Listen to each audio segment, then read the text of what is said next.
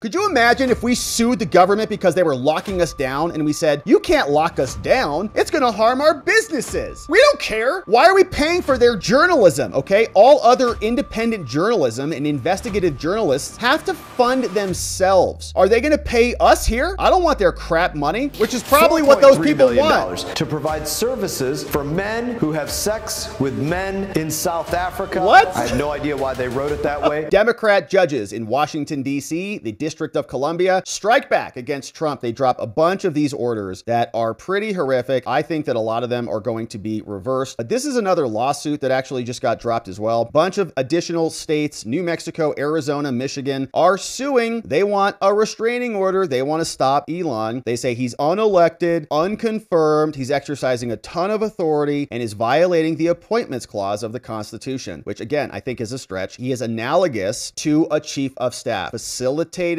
progress across multiple agencies, just like Susie Wiles, just like Ron Klain, just like Rahm Emanuel. Nothing says that he has to be Senate confirmed at all. He's canceled contracts and other things. He is not, okay? He's like a consultant. The agency heads are canceling the contracts. His teams are working and getting integrated as employees, and they're members of the Doge team, which was created by Barack Obama. So it's all constitutional. The states are whining about it. It's unconstitutional. They say, no, it isn't. So they sued. They want everything stopped. Here's what all these loser states are saying. It says states want this court to grant a TRO. And what they're asking for is that Doge be stopped. No more data for Doge. They're trying to cut off his data. Stop. They want Doge stopped and enjoined from ordering any disbursement of public funds. So they can't change anything. They want everything to be binding. They say Doge can't cancel anything, can't get rid of government property because remember, they're nuking people's cubicles even. Ordering rescissions. They want them to stop making personnel decisions, stop taking actions to dismantle agencies, accessing sensitive data, and blah, blah, blah. Signed off on by all the states. And not all the states. How many is it? I don't know. A bunch of them listed here. Maryland, Washington, Vermont. Oh, that guy from Vermont. Massachusetts, Senator Hirono's Hawaii. Did you have sex with anyone today? That one and others. So they sued, and guess where that case is landing? None other than Judge Tanya Chutkan. You remember her from the January 6th case. Isn't that great? So Tanya Chutkan comes back into the fray, one of the most corrupt federal judges we've talked about here, and she now gets assigned the new case. What a total scam, right? So here's another order that came down, and again, I think this one is just going to dig them into a deeper hole. It's going to box them in. Essentially, the Supreme Court is going to come out, and they're going to have to issue an order that is more in alignment with the unitary executive theory, which is a phrase you're hearing a lot more about, which says that the executive branch is an independent branch, because it is. And now we're going to start treating it like that, which is going to be great. So this order came down out again of the District of Columbia, and we check our mind map, and this judge who issued this one is this guy, Judge Amir Ali, DC Circuit Court as well. And this is the case of Global Health Council, and they're nonprofits. They say that we're being hurt now because our money is gone. And he's basically saying your money is coming back on because he's in charge of the entire executive branch. He says these plaintiffs are nonprofits and other entities, and they get federal grant money. And now they're suing under the APA, which of course doesn't apply to the president. They say they want restraining orders to stop the president, including the president, from stopping your executive order. The court held a hearing and recognized the harms against these NGOs, and it will be irreparable if they're harmed. And so now here's some background. They say every year Congress appropriates a bunch of money. On January 20th, Trump issued an executive order along with the OMB. In the days that followed, agencies started suspending congressionally appropriated foreign aid, but it wasn't appropriated to the Council of Health Global Losers or the AIDS Vaccine Advocacy Coalition, whatever that is. They weren't specifically appropriated the money. The Secretary of State issued a memo suspending all of those. There were immediate stop work orders. OMB's acting director issued a memo, you're all fired. A list that Trump provided said that there were 230 contracts and grants terminated just 2 days, even after they were sued, gone. And that list doesn't include all of them that are still being canceled after those 2 days. So the doctors and the AIDS people, they all say that they have suffered. We're going to suffer enormous harm to our businesses. Oh no. Wow. Could you imagine if we sued the government because they were locking us down and we said, you can't lock us down, it's going to harm our businesses? They would have said, go drop dead. Okay. You're going to get this jab no matter what, and you're locked down. Now these judges are like, oh no, it's going to hurt business. businesses and small businesses, they're going to be in jeopardy. Plaintiffs have provided evidence that they will be forced to shut down programs, furlough and terminate staff, and shutter their businesses entirely. How many restaurants did we lose during COVID? Everybody who sued the government to say, you can't do this to us, they all lost. Now the American people have elected and confirmed we wanted this done, and now suddenly they care about small businesses. It's a joke. But if you're one of these NGOs, if you're an advocacy group that's a nonprofit that gets government money, you don't care about any of that. They have also provided supporting evidence that Trump has and will have a catastrophic effect on humanitarian missions. That is Trump's discretion to make that determination, not this court's. So they say, okay, we have to grant a TRO at this early stage. The court finds that the doctors and the AIDS people win. The court says there will be irreparable harm. Oh no. Given the scale of the disruption, okay, they say a blanket suspension of this money will cause immense financial harm. Good. In many cases, going to force them to significantly cut down on staff or reduce operations. Excellent. That's the point. We know there is going to be difficulty here. That's the point. They say this harm is not based upon expectations of future grants. They say it's happening right now. Look at this crap. One plaintiff, this judge is protecting them, a large investigative journalism organization. I don't care about this large investigative journalism organization. They have agreements that say it's 38% of their budget. This is some Ukraine entity, I would guess. AIDS vaccine as well. They say we're going to lose everything. Due to the suspension of the money, the organization has been forced to cut 43 people, all fired, with most remaining being moved to a shorter work week. The organization has to cancel events, cut travel for reporting, and freeze new equipment. The organization says the disruption will continue if it doesn't have relief. Can you believe this? We don't care. Why are we paying for their journalism? Okay. All other independent journalism and investigative journalists have to fund themselves. Are they going to pay us here? I don't want their crap money. Judge, no one cares about that. That's not your judgment to substitute protecting some Ukraine propaganda organization. A nonprofit plaintiff is also focusing on protecting refugees. They had to fire 500 people. Good, bye. It's been forced to shutter programs and not pay vendors. They can find other money like the rest of us have to do. We fund ourselves. Another plaintiff representing small businesses, okay, so not the actual small businesses, but some small business,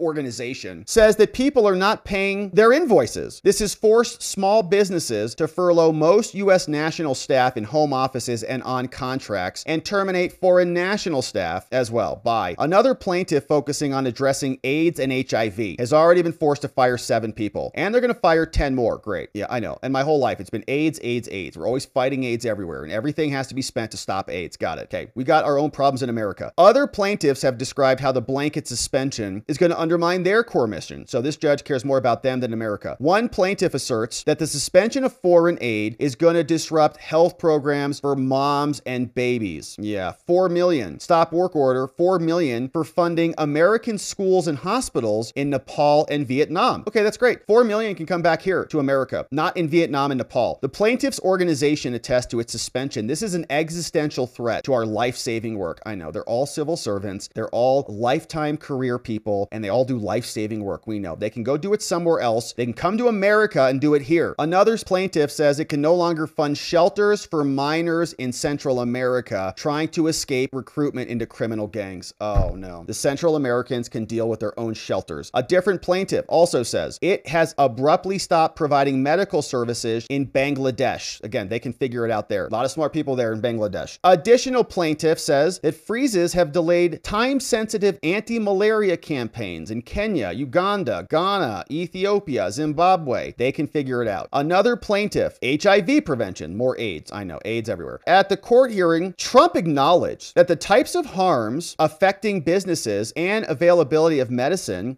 can be considered irreparable harm. They're like, well, would that be irreparable? Yeah, maybe. But some of those contracts have included clauses that allows us to terminate them. Now, plaintiffs have further reduced evidence. They say that this harm has taken place. It's going to continue. The secretary said, well, we'll waive you. Like, you have a real serious problem, like someone's going to die. Apply for a waiver. But they say, we apply for waivers and we're still having harms. We want money for everything. Like, the waivers are not wavy enough. One plaintiff said that they met with the State Department to discuss what activities would qualify for a waiver. The officer stated, I don't know, just apply. I'll let you know. Apply and we'll see. They further said that even if they have a waiver, no funds could be dispersed because the payout portals are no longer functioning. Okay. So when they all go to get fat at the trough and and just slobber down our treasury dollars. They can't. It's not there. They say there are waivers, and also there's also global supply chain problems, right? So we might get our money, but we need everybody to get their money because of global supply chains. So they need all of the trans comic books to end up like they need the printer of the trans comic books. They need the artist of the trans comic books. They need someone to write it, and then they need to, to print it and ship it. So they all got to get paid for their tranny comic books. Now at the hearing, defendants pointed to the waiver process, but did not rebuke this evidence, saying, yeah, a lot of people want their money, so there will be hiccups. So now that we know, the judge says, there's evidence that there's harms, people are still getting terminated, no one's getting money, and they submitted documentation. Okay, this was so epic. I love this because we talked about this, the independent source theory, right? The independent justification for canceling and rescinding these funds. As long as Trump can identify some other basis for it, he's justified, according to him and to me, saying that Trump submitted documentation that just in the 2 days after they got sued, so they're sued, they canceled an additional 230 contracts. We're suing you to stop doing this. Okay, well, we're not stopping at all. 230 more are gone. Canceled. Absent relief, this is going to continue. So the judge says there is irreparable harm. It also appears that they're going to win. They say it does look arbitrary and capricious. It does look like it's in violation of the APA. They say it's in violation of the Take Care Clause. No, Judge, you are. Allowing this to continue is a violation of your oath of office to this country. Ultra virus, according to the AIDS people, the court only needs to find that they're going to succeed. And we also do think this is final agency action. And so the judge ultimately says this is necessary. There's no explanation why a blanket suspension of all this aid, which is setting off a shockwave, is happening. We don't owe you an explanation. The explanation is Trump won the election. We debated all of these reasons before the election. This is not a new concept for you. We told you that we were going to come in and Elon was going to clean house. It's happening. You got your explanation. You don't get to demand another one. Does he have the power or not? He does. Most defendants offer as a possibility that they could terminate it because of a clause. They wrote a whole executive order. To be sure, there is nothing arbitrary and capricious. They should have looked at these contracts and they didn't do that. So plaintiff has shown that this is arbitrary and capricious and they can't have their money cut off. And so they say, the judge says, in sum, once we balance the factors of public and private interests, we do have to understand that Congress gave these people this money and it's going to harm American businesses. It's going to shut down programs and lay off employees and shutter things altogether and vulnerable populate and all this crap. Hey, judge, you're not a congressperson. You don't get to consider all this legislative stuff, okay? We considered those determinations at the executive branch and made the decision accordingly. And they say, and with all of this evidence of harm, I think this finds in favor of the Democrats, obviously, because he's a Democrat judge. For the foregoing reasons, anything limiting the temporary restraining orders are now denied. The court does not find it necessary to enjoin the president. Okay, obviously, judge is like, I'm not going to go that far. So the judge just got done saying the president has no power to do these things. And then in his order, he excludes the president because he's pathetic. Given the breadth of the relief initially sought, the court also makes clear it does not enjoin the president or the secretary of state, nor does the court enjoin any aspect of conduct related to a comprehensive review. So again, the judge is carving out all these independent sources, which is what Trump is going to continue to use. While plaintiffs have made the showing for a temporary injunction, it's not adequately tailored at this stage. But the court does find that a blanket suspension of foreign aid, as specified below, you can't do that. So whatever that is. So he's, okay, it's not blanket. You're suspended, and you're suspended, and you're suspended. So there are directives as follows. Consistent with the reasoning, it's ordered that Marco Rubio, the judge is now in charge of Marco, and the Department of State and others are temporarily enjoined from giving effect to your memo that Rubio, who is a Senate confirmed and approved person, issued. The judge is revoking that. So you can no longer suspend or pause or otherwise prevent disbursement of foreign aids as a result of this memo. Okay, so again, these are such dumb opinions from these judges because they're carving out all of this. Like, as long as Rubio and the executive branch can find independent justifications for doing what they're doing, they're carved out to do it. They just can't rely on this one memo that they just issued. Fine, go use all the same powers that Joe Biden did. Issuing or implementing terminations or other stop work orders based on that memo, it's the same damn pattern. And so it's now ordered that nothing in this order shall prohibit Trump from enforcing the terms of contracts or grants. They shall take all steps to effectuate this order, and they shall file a status report signed off on by Biden's judge, Amir Ali, who is this guy in the DC District Court. But here is another explanation from the House Foreign Affairs Committee explaining just how bad all this foreign aid actually is. And where the hell is Congress coming back to support President Trump with legislation that will actually codify the total rescission of all of these things now that we have control of both houses of power? power. They should be doing something about this to support President Trump, to make these more permanent so that the next president who comes in can't undo it all. House Foreign Affairs Committee got another edition of wasteful spending from, you guessed it, USAID. Let's get into the numbers. $849,000 plus for a transgender job fair in Bangladesh,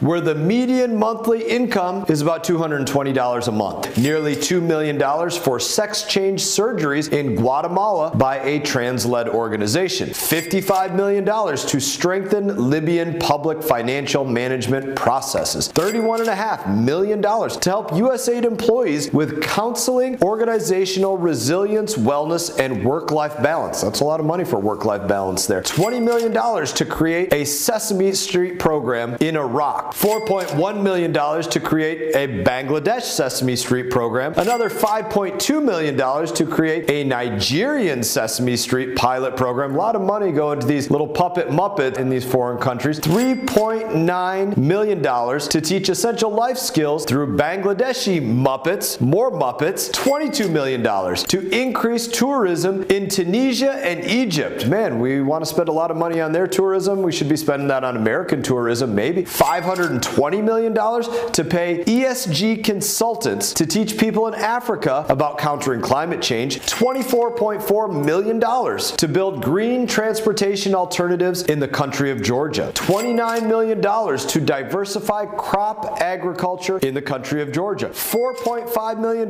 to teach individuals in Kazakhstan how to fight back against internet trolls. $1.3 million to create a comfortable environment for LGBTQ people in North Macedonia. $420,000 to build solar panels in Djibouti. $18,793 to help LGBTQ individuals vote in the 2021 Honduras elections. $5 million to reduce carbon emissions in China. Yeah, we're giving China $5 million there. $5.5 million to improve the lives of LGBTQ individuals in Uganda. $23,000 to host DEI recruitment seminars in San Martin and in Lima, Peru. $65,700,000 for vasectomies in the Congo. I don't even like that word. $595,000 to empower Uganda's LGBT community to push back against anti-LGBTQ legislation, which is probably what those people want. To provide services for men who have sex with men in South Africa. What? I have no idea why they wrote it that way. $15 million to identify and enhance the leadership of LGBTQ leaders in Cambodia. We're resurrecting leaders there for millions of dollars. $100,000 to conduct a DEI survey in Ghana. $50,000 to create a DEI fellowship in Uzbekistan. $30,000 for DEIA facilitated conversations in Senegal. There is a new list of